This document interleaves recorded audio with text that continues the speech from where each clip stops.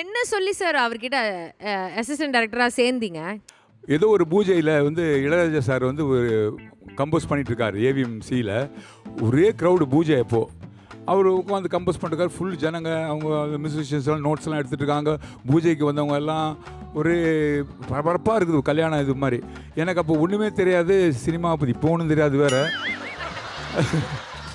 அவர்கிட்ட போய் சம்மந்தம் இல்லாத அவர்கிட்ட போயிட்டு செய்யக்கூடாத ஒரு காரியத்தை நான் போய் ஒன்றுமே தெரியாதுங்க. நேராக போய் அவர் முதுகை தட்டி, சார் நான் நல்லா பாடுவேன், எனக்கு ஒரு சான்ஸ் கிடைக்குமா சார்ன்ட்டாங்க. அப்படியே அவர் திரும்பி பார்த்து என்ன ஒரு பார்வை பார்த்து கத்துனா இருப்பாருங்க. பூஜையில் இருக்கிற க்ரௌடெல்லாம் அப்படியே சைலண்ட் ஆகிடுச்சு.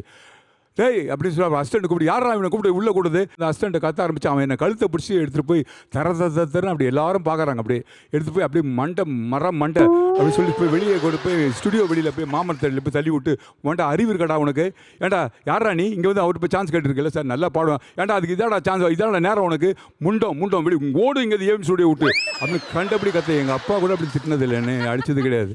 அப்படியே கண்ணெல்லாம் தண்ணி வந்துருச்சு. ஆனால் பாருங்கள், தூரத்துலேருந்து இங்கே தலைவர் பார்த்துருந்துருக்காரு. இது அப்போ கேட்ச் பண்ண யார் இந்த நாட்டி ஃபெலோ, இவரை கேட்ச் ஓடி வந்தான். சார் உங்களை கூப்பிட்றாரு சார்னு. அப்போ ஓடி வந்து போய் நான் அழுதுகிட்டே போய் நின்னேன்.